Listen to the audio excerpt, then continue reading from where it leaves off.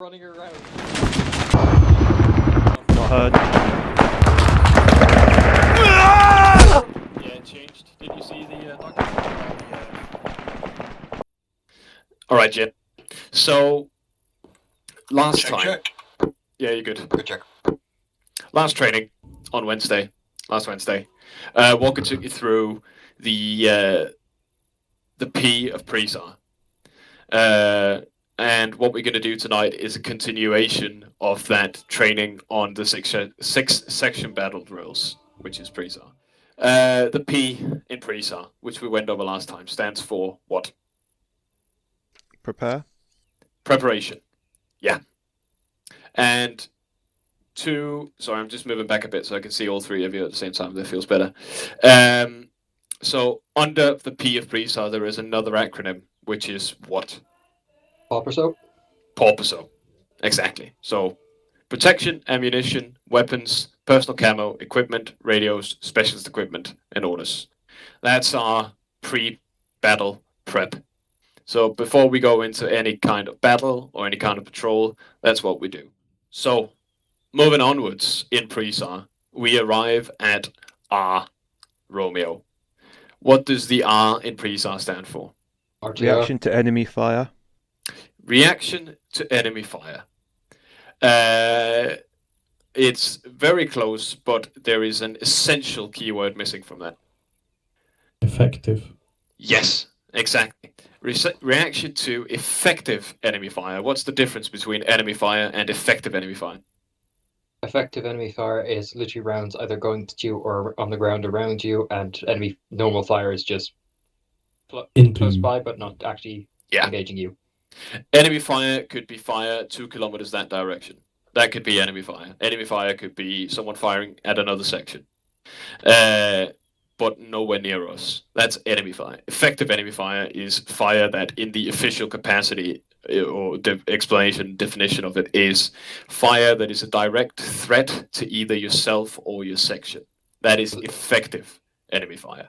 When they're trying to kill us, is when it's effective. Basically, yeah. If they're trying to kill Perry, then it's effective enemy fire. Perry or and Walker. Perry So we have to react to the effective enemy fire. How do we react? What's the RTR? RTR, which is return fire, take cover, return effective fire. Exactly.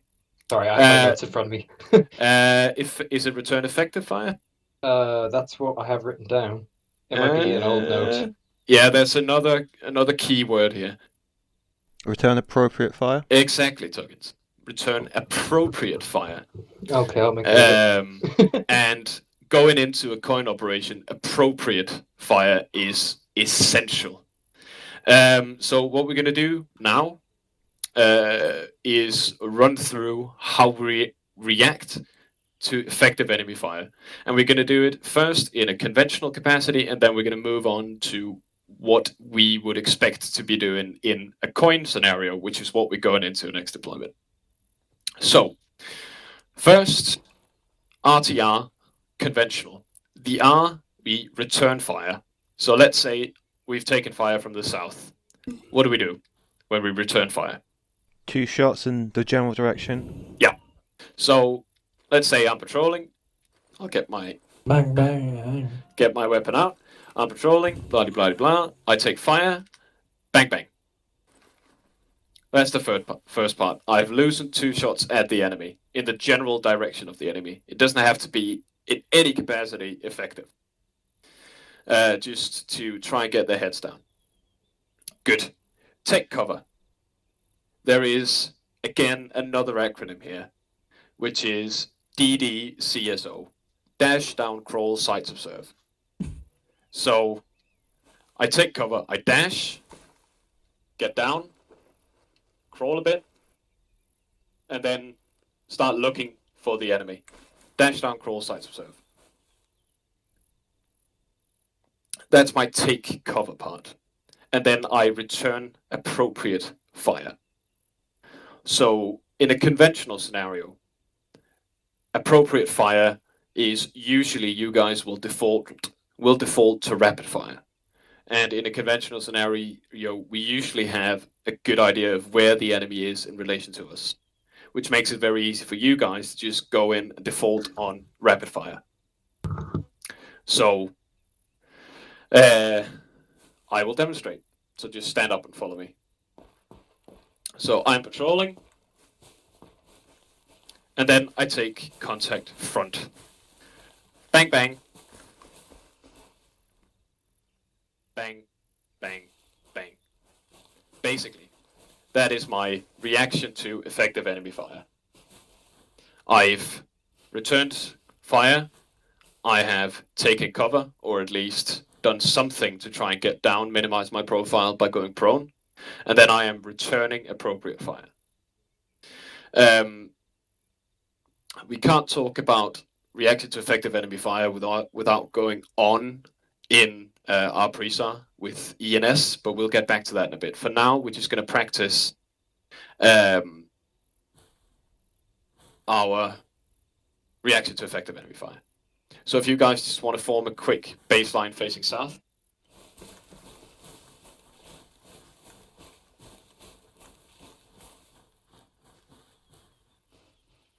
All right. So if you guys want to go weapons down, patrolling to the south. Do you want mags in for this or out? No, just we'll just do a dry run for this one. Rog. So start patrolling.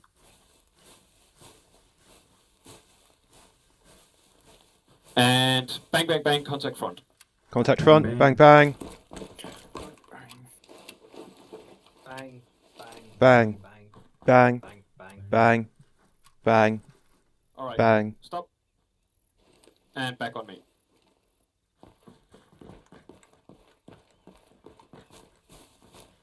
Yeah, so this part of it is piss easy. And you all did it correctly. Got 2 shots out, sprinted a bit, tried to get yourself in another position, and then minimized your profile by going prone, and then defaulted to rapid fire. Walker, can we get a crate of blank mags? Yes. Thank you. Yes, we can.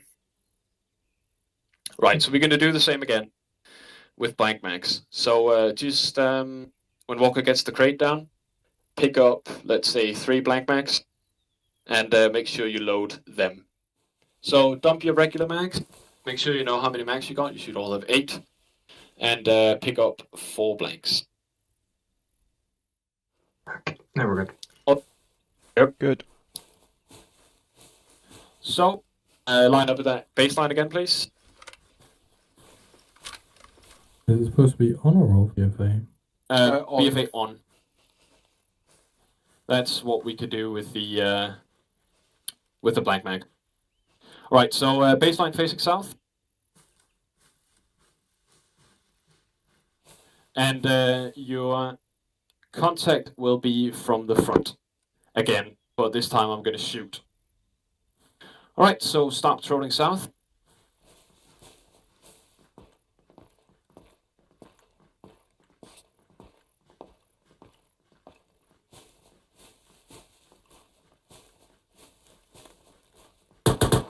Contact front.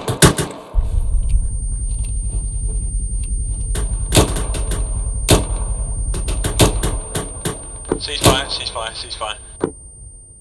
And back in on me.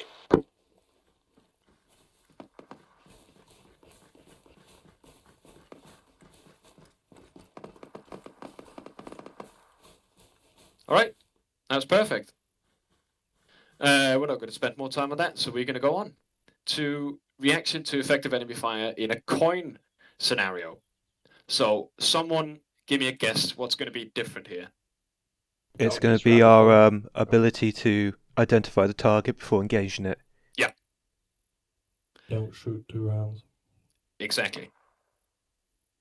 Good. So it's going to be our difficulty in actually identifying who the fuck is shooting at us, and we're not going to be losing the 2 rounds at the start. So we actually, instead of going RTR, we're going to go TR. And we might actually just go T, depending on the type of environment and terrain that we're in. If we're in the middle of a town, chances are we're just going to go T, in case we, say, are taking fire from a marksman who's 400 meters up in the hills somewhere. So, And appropriate default fire. To, Sorry? we default to watch and shoot, right? Yeah. Our default will always be watch and shoot in coin, because we don't know if we're near civilians, if the enemy is just going to fire 2 shots and go and fuck off. If we're out in the middle of fucking nowhere with nothing around it, we will probably still default to watch and shoot, but be a bit more aggressive. Now, we don't know what sort of enemies we're going to be fighting. All sorts of shady people who will most likely be your standard militias and insurgents. So they will mix in with the civilian population. They will be fucking difficult to identify, and they will do scoots and shoots. So that's reaction to effective enemy fire in a coin scenario. Moving on, in pre-SAR. We're going to do this very quickly and effectively so you can go and shoot some shit on Walker's course, and just to get the theory part down. So, the E of pre-SAR is what? Enemy location. Enemy location. What do we do in enemy location, Tuggins? So you do your AIL, so alert, location, and then basically where it is. Yeah. Alert, location, explanation. That is our contact calls, AILs. So, alert means you shout what, Blackburn? Contact or sighting or... Yeah. What's the difference between a contact and a sighting? One shooting, one isn't. Yeah, basically. A contact is someone who is actively engaging you, or if we are, say, deep in CQB, any enemy, they will be a contact. A sighting is someone... a threat. Everyone who's a threat. A So sighting... if you spot a section 800 meters away that hasn't spotted you yet, is that a sighting or a contact? Sighting, because they don't pose an immediate threat. Spot on. Yeah. So is that differentiation that a sighting can still be enemy forces, and a contact could be a civilian sprinting at you. The differentiation is, does it pose a threat to me right now? Yes, no. So yeah, a sighting is someone who's not an immediate threat. A sighting could be anything. Of course, we want to, with ACA and stuff, we want to eliminate the amount of time that we spend on our radios as much as we can. So make sure that the contacts you call out are relevant. It all depends on the scenario we're in. If we're in a roadblock, anything is relevant. If we're going down the street of a town, calling out every single civilian is not a good idea, because then Walker's going to tear his hair out, and I'm going to do the same, and I don't have enough hair to do that. So please don't call out everything. So just echo it on local. Do that.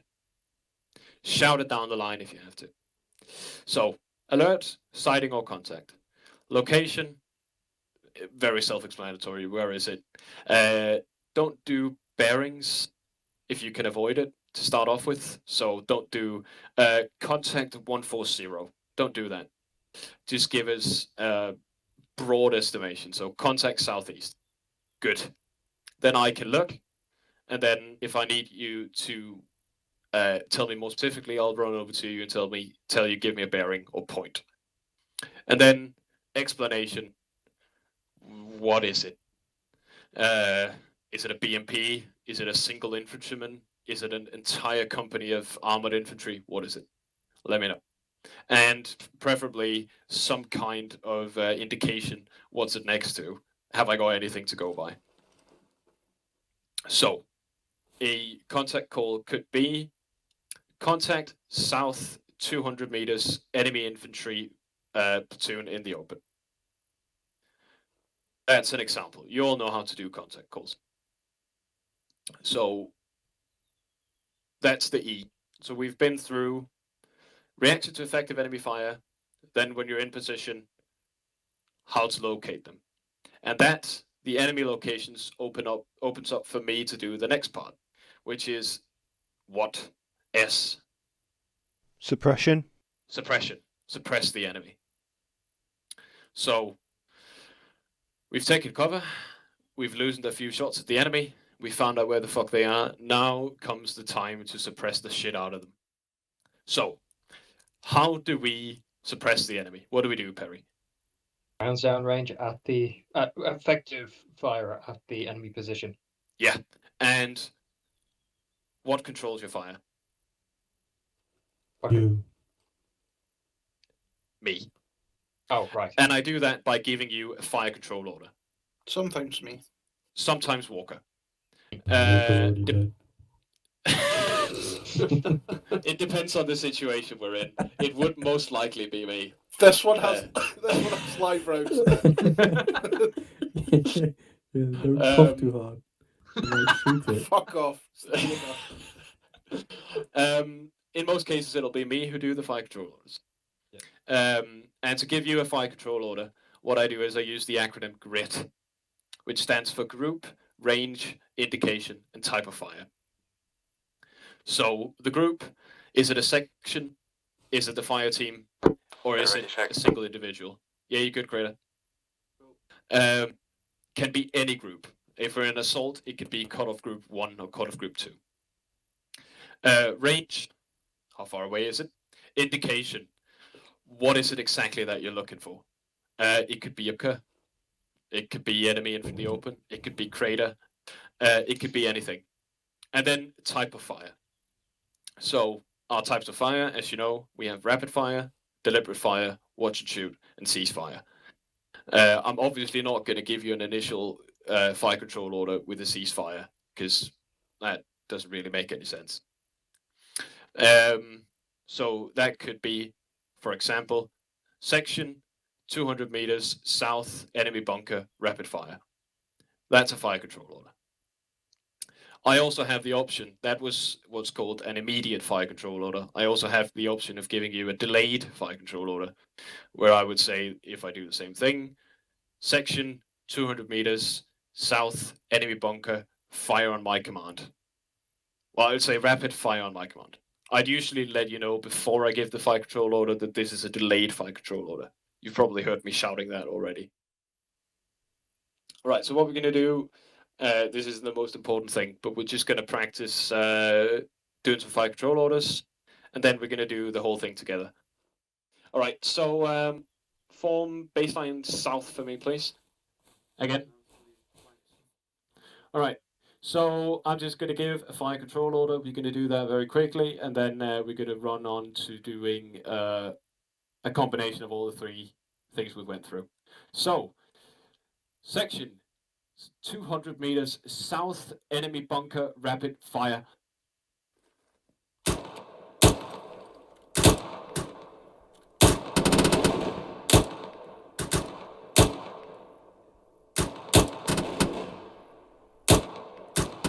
Ceasefire, ceasefire. Cool. I've All got right, to take the so- safety off. All right, so Shit. everyone stand up. Make sure you've got a fresh blank loaded in, except for you, Crater. Magazine. Back in. Blackburn but left for me onto the next to Perry. And Tuggins switch for me. Moving. All right. You are going to patrol south. You will take contact front. That's me shooting. You will react. Someone's going to give out a contact call. It'll be a bunker 200 meters south. And it will give you a fire control order. All right, questions? Do you want this coin or convention? We'll do conventional for now. Yep. Roger, conventional. All right, start advancing. Moving.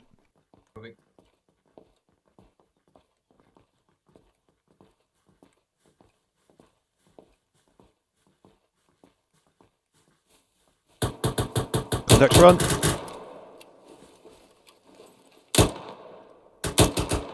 Bunker, 200 meters front. On Crater's target, section, rapid fire. Rapid fire.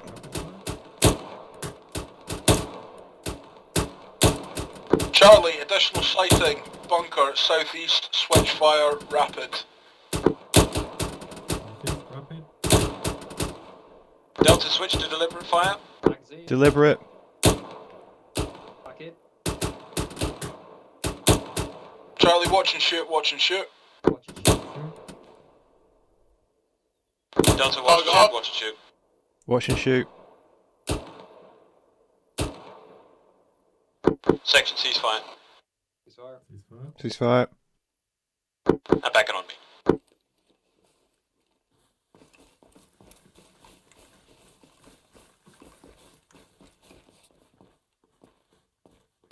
Excellent.